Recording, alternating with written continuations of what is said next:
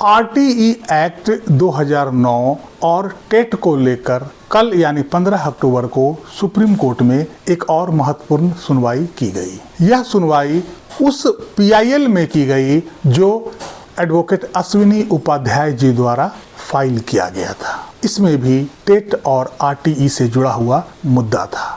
चूंकि यह मामला आरटीई एक्ट और टेट से जुड़ा हुआ था, इसकी भी सुनवाई उसी बेंच में हो रही थी जो बेंच 1 सितंबर को टेट के मामले में आदेश सुनाया था, अर्थात जस्टिस दीपांकर दत्ता और जस्टिस एजी मसीह। आखिर इस पीआईएल में क्या था, किन किन मुद्दों पर चर्चा हुई और इस पीआईएल को किस उद्देश्य से फाइल किया गया, आज के इस अंक में इसे हम थोड़ा विस्तार से समझने का प्रयास करते हैं। नमस्कार, इस अंक में आप सभी का बहुत बहुत स्वागत है। एडवोकेट अश्विनी उपाध्याय जी द्वारा जो पीआईएल दाखिल किया गया था, उसमें मुख्य रूप से 2 मुद्दा को उठाया गया था। पहला मुद्दा यह है कि भारत के संविधान के अनुच्छेद 21A में 14 वर्ष की आयु तक के सभी बच्चों को शिक्षा का मौलिक अधिकार मिला हुआ है और आरटीई एक्ट के तहत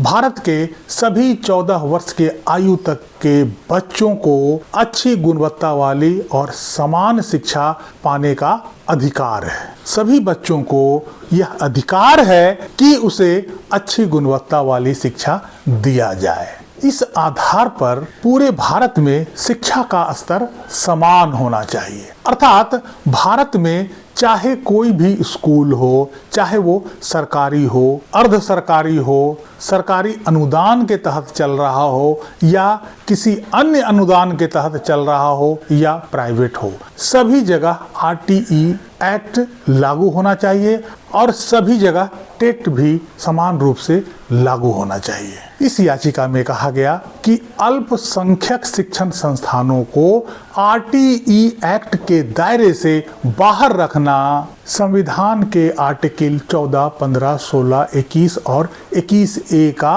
उल्लंघन है और इससे समानता और शिक्षा के अधिकारों का हनन होता है।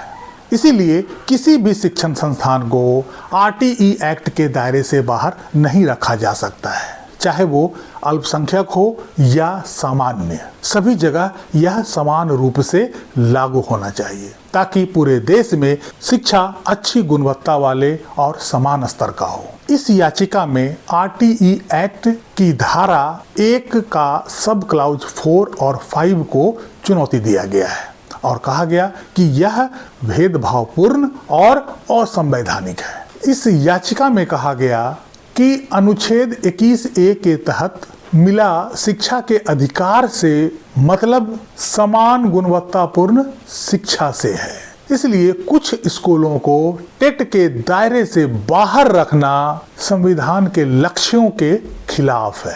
इस याचिका में यह भी कहा गया कि संविधान का अनुच्छेद 30 जो अल्पसंख्यकों को शैक्षणिक संस्थानों को स्थापित, संचालन और प्रशासन के अधिकार की रक्षा करता है, उसकी व्याख्या उद्देश्य परक होनी चाहिए, न कि शाब्दिक। आपको बता दें कि सन 2012 में कांग्रेस की मनमोहन सरकार ने आरटीई एक्ट 2009 की धारा 1 में सब क्लाउज 4 और 5 को जोड़ा था, जिसके तहत अल्पसंख्यक शैक्षणिक संस्थानों को आरटीई एक्ट के दायरे से बाहर कर दिया था, अर्थात अल्पसंख्यक शिक्षण संस्थानों पर आरटीई एक्ट लागू नहीं होगा। और कांग्रेस सरकार ने ऐसा उस समय कुछ समुदाय के दबाव में आकर किया था, अर्थात उस समय देश के 5 राज्यों में चुनाव होना था और उन राज्यों के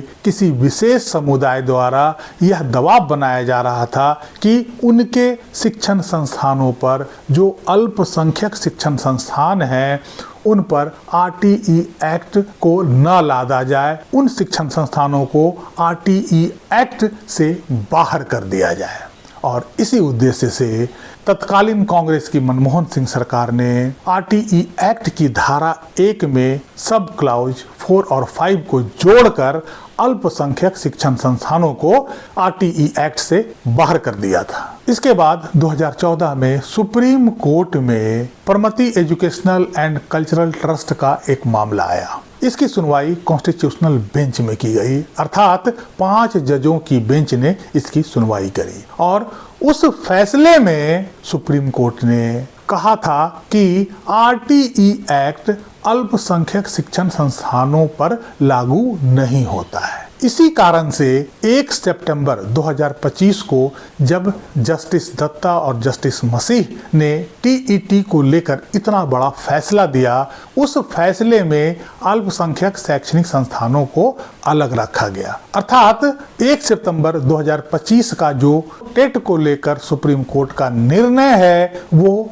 अल्पसंख्यक शिक्षण संस्थानों पर लागू नहीं होता है। हालांकि जस्टिस दत्ता को यह थोड़ा भेदभावपूर्ण लगा, अनुचित लगा, इसलिए अल्पसंख्यक शिक्षण संस्थानों पर टेट के मामले की सुनवाई के लिए इसे CJI को रेफर कर दिया और उन्होंने रिक्वेस्ट किया कि इसके लिए एक बड़ी बेंच का गठन किया जाए, क्योंकि 5 जजों की बेंच का पहले से ही आदेश है। ऐसे मामलों की सुनवाई उससे बड़ी बेंच ही कर सकती है, इसलिए उस मामले को CJI को रेफर कर दिया गया था।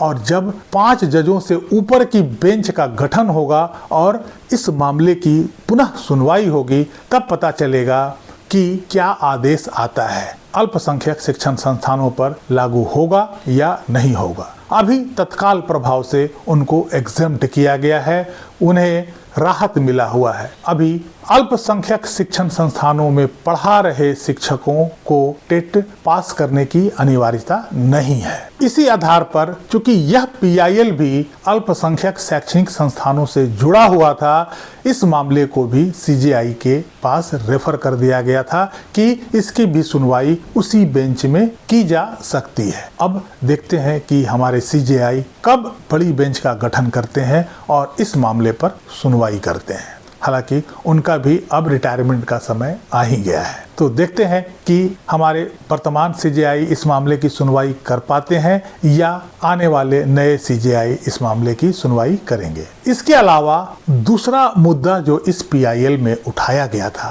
कि आखिर हमारे देश में अल्पसंख्यक कौन है, इसकी क्या परिभाषा है। अल्पसंख्यक को कहीं भी डिफाइन नहीं किया गया है, ना ही हमारे संविधान में, ना ही किसी कानून में। आखिर हमारे देश में अल्पसंख्यक कौन है, अल्पसंख्यक के लिए कितनी आबादी होनी चाहिए और क्या यह डिफिनीशन देश स्तर पर लागू होगा, राज्य स्तर पर लागू होगा या डिस्ट्रिक्ट स्तर पर लागू होगा, इसे भी डिफाइन किया जाना चाहिए। क्या हमारे देश में जिसकी आबादी 20% से ऊपर है वो भी अल्पसंख्यक है? क्या जिसकी आबादी 1% से कम है वो भी अल्पसंख्यक है? आखिर अल्पसंख्यक है कौन? जब तक हमारे देश में अल्पसंख्यक शब्द को डिफाइन नहीं किया जाएगा, यदि यह डिफाइन नहीं किया जाएगा कि अल्पसंख्यक कौन है, तब तक ये जो अल्पसंख्यक नाम से जो घोटाले चल रहे हैं वो चलता रहेगा। इसलिए अल्पसंख्यक डिफाइन होना बहुत जरूरी है। हालांकि इस मुद्दे पर इस